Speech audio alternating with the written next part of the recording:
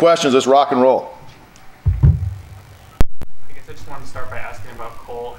With him getting more first-team reps both in the game and in practice, just how does now what you're seeing now compare to what you observed in camp and when he was going to the backup role earlier in the season? Well, more reps, more meaningful reps, more game reps, and credit to him.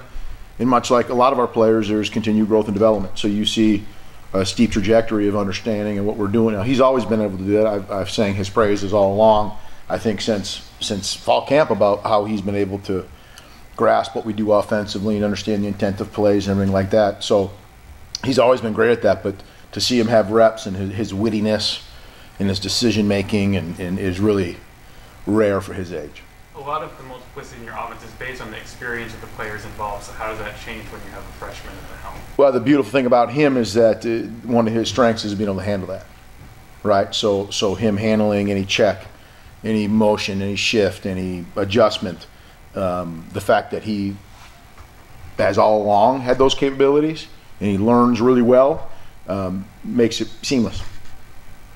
What was the story of how you guys found him or got him? I think you had Chuck Pagano speak. I don't know, is there a relationship there with No, you ask Coach better than I, but his father and Coach perhaps, I think, worked together years ago at some point.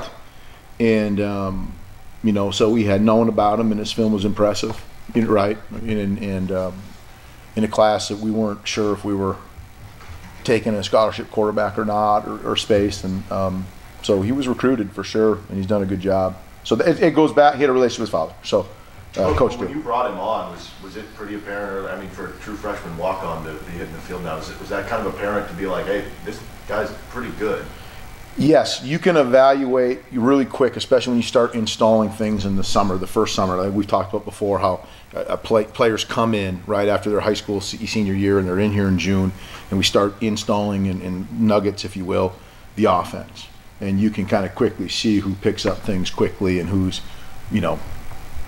ready to do that kind of stuff. And it was apparent then that he was going to be able to be a fast learner.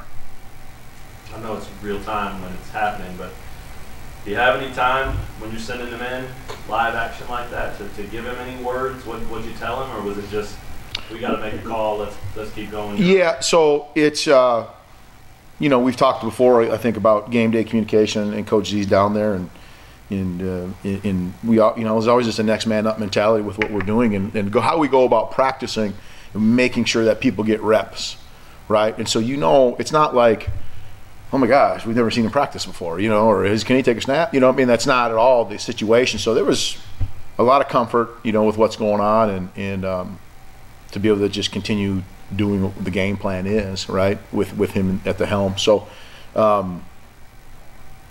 there's really no time to panic, if I'm doing my job and the rest of the staff, you can't panic. You got to move on, right? So, in what he's been able to do at practice, and what he's been able to demonstrate makes it easy not to panic. So, is it harder for you to call the game in that situation? Do you find yourself second guessing a call even for a split second because you've never seen him out there? No, because again, you've seen him in practice, right? And how we go about practice, you never know until there's live bullets. But if there's anything after the game, you even have more confidence in the way he handles himself and his decision making and his toughness and all those kind of things that you really, really appreciate about college football players. He embodies that. So, you just don't have time. You have to execute the plan, and there's a lot of players around him that have to do their jobs in order to make him look good. And at times we were doing that, sometimes we weren't. But then as a play caller, you have to constantly evaluate your current roster and what are they capable of doing well and what are the limitations, and then you make sure that you're calling things that kind of fit that. Andy, another 3-3-5 defense. What do you see in Kansas State? Some similar. They're good defense. They're probably statistically they're based off our analytics. I think they're probably the top defense in the league right now, right, in terms of points per possession and things like that. So they're good. They're tough. They're physical. Relentless is a word that I would use to describe them and how they play. There's multiplicity back there. I think their back half does a really good job disguising things and playing their coverages, and then when there's opportunities that offenses have to be predictable, their front really demonstrates the ability to generate some pass rush. So we'll have our hands full again, But again, I've said like a broken record, it's Big 12 football. Every week that's what it's supposed to be like at this level. So we got to do our deal. You execute the way we're capable of executing, and things will be fine. With Cole, if he's the guy, who would be his backup? Well, it depends. There's a couple scenarios. Jason's practicing today, right? Mikey and Ben Easters. Those are the 4 quarterbacks that are available to play. How much was Jason able to do? Took a bunch of reps. That's all I'll say. Took a lot of reps.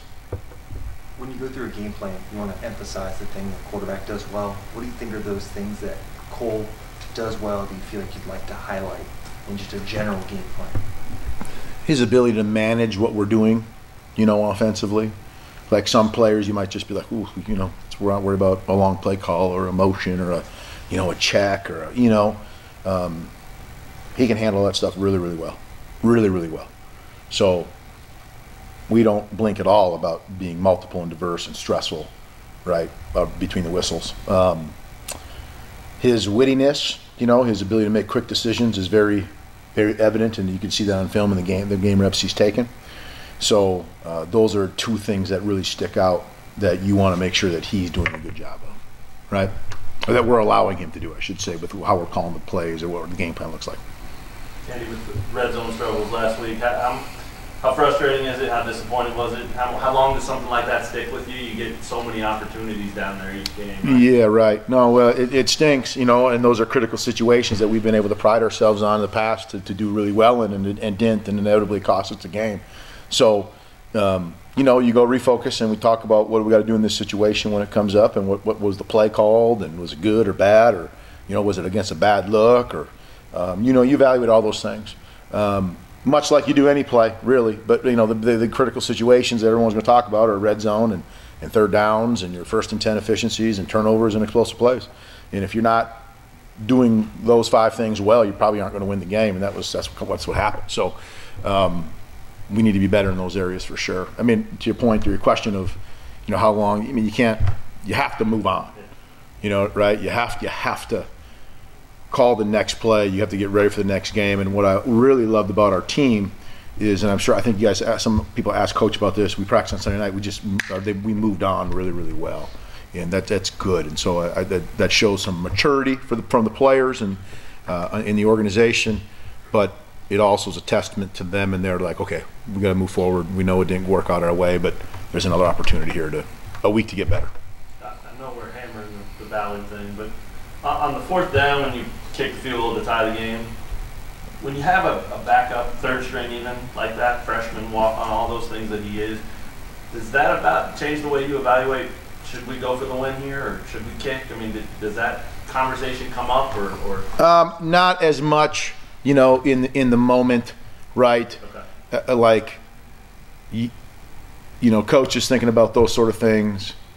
We're calling to score to win the game, but we're not going to be, silly, right, about it and have a chance to play for overtime there. Again, keep in mind they've just gone on a really long drive to put us in that position, so you get down in there and you go, okay, all right, good, because statistically you're not even supposed to probably get in field goal range at that point, right, and let alone we were getting inside the 10 or whatever. So there's thought about all that and all those variables that go through your head as you make calls, but you make calls in 30 seconds, right? Or less than. I think there was one 30-second timeout, right? But so, coach is communicating about what we want to do if we don't, and there's always a risk reward to what you call and what you do, right? What I know that we didn't want to do was turn the ball over. That's a thought for sure, right? But at the same time, we're not going to try to be uber conservative about how we're going to go about things, because we're going to try to call to win the game, right? So it was knowing once we got to that point on the 1st and goal, it was like, okay, if we got 3 downs was the conversation, right? It wasn't going to be, we'll go for it, It's right. We're in the field goal range, let's do that. And then obviously feeling good about if you have to kick the field goal, it's close enough. Showing you enough, we can go to overtime with them. Yeah. Okay. Yes. Cool. Yeah.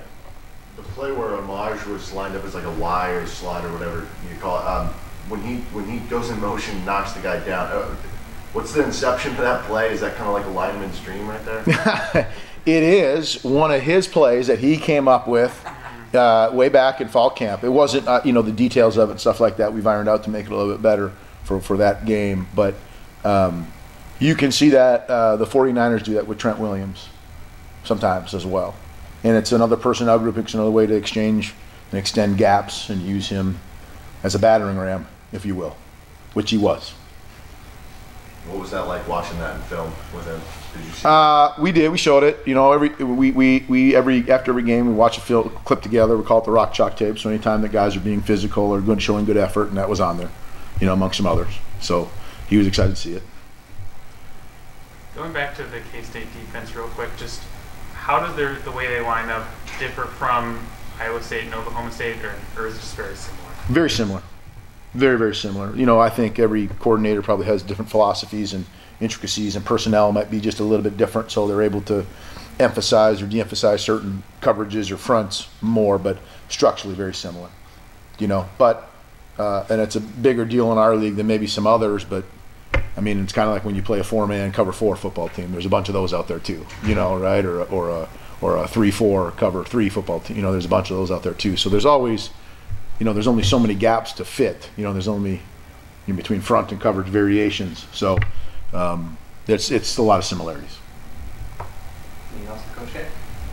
Okay, everybody. Thank you. Appreciate y'all.